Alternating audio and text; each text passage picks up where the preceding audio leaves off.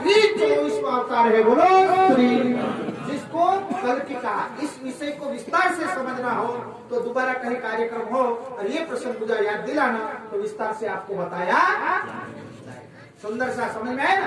24वां अवतार ये कल्कि को कहा। कल्कि भागवत ने क्यों कहा तो कि कलंकित है, पर बैठने वाला कौन है? ये तो अक्षरातीत थे, अक्षरातीत तक नजर में पहुंची, इसलिए हर बार में जाहिर हुए और नवखंडो आरती उतारी। तो पहले जो मैं नवखंड की जरा मुझे सुनाओ तो कोई।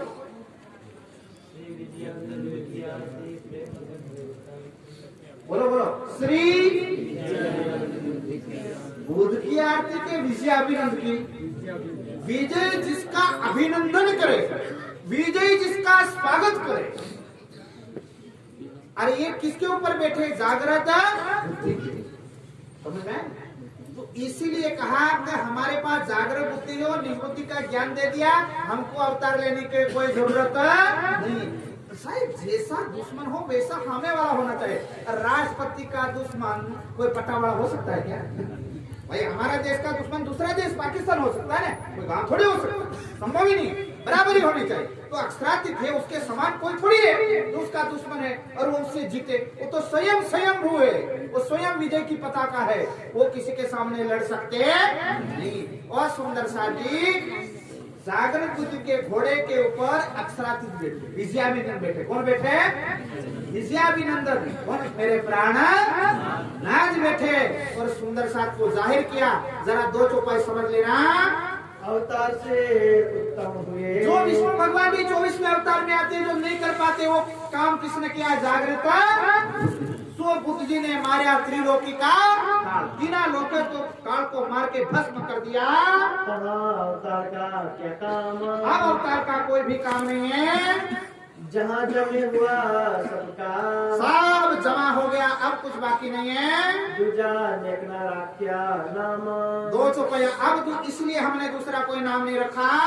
जहाँ पे पाए पाए, जहाँ पहिया यानी रास्ता पार का परम धाम का मिल गया तो हुआ नेचल नूर और अखंड का सूरज उग गया। कौन सा? बोलो श्री प्राणनाथ। सारे विकेट गिर गए हैं।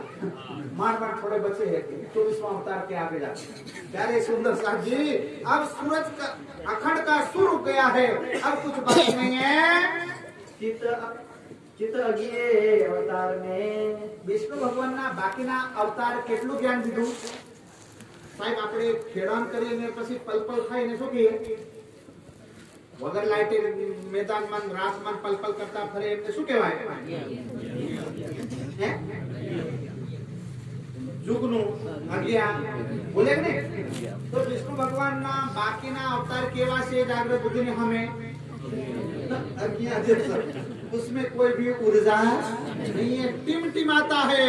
पर ये जागृत बुद्धि का अवतार कौन सा है? सूरज जैसा। अब सूरज में अज्ञा की कोई प्रकाश काम करे न करे, इसलिए स्वयं परमात्मा का ज्ञान लेकर के जागृत बुद्धि आ गई और संसार में तहलका मचा दिया। क्या रहिया उजास, और जो ये रहा है उजासा समझियो तुम ये मेरे प्यारे सुंदर साथ। इस प्रकार मैंने थोड़ा सा आपको बताया, इस प्रकार अवतारों का वर्णन है, थोड़ा समझ लेना। अवतार ना होवे अन तो कोई दूसरा फिर अवतार आने वाला नहीं है। माल मसूरी में फिर से आएंगे, फिर से ध्वजारोहण होगा, फिर से कार्यक्रम होगा, कभी संभव नहीं है। आवे तो मरी गया बढ़ गया बन से, नहीं तो भूलड़ा में हाँ पासा अहियां माल मसूरी में ત્યાંથી કોઈ પાછા ચોર લઈને નીકળશે। શું બની ગયો? શું બની ગયો? हाँ भाई શું બન્યો? બકરો। हाँ फलानी जगह हमारी दुकान से थोड़ा खाया क्या खाने जाएगा? सामान। हाँ ना थोड़ा चावल खा के आओगे। यहाँ कोई खाने देने वाला नहीं, पत्थर पड़ेंगे, अगर पुतरा बन गया तो डिंडिये पड़ेंगे। इसलिए समझ लेना अवतार मलिकियों से उसको सफल करना। क्या करने का? सफल करना। मनुष्य में से अगर जीव निकल गया और शमशान में 50, 100, 500 लोगों ने जाकर के दफना दिया, अग्नि के हवाले कर दिया, अरे फिर से बापो लाकड़ी लेना में तेने पासा बड़वा पह जाए बापो पास आयो मोकलो। क्या मोकलो?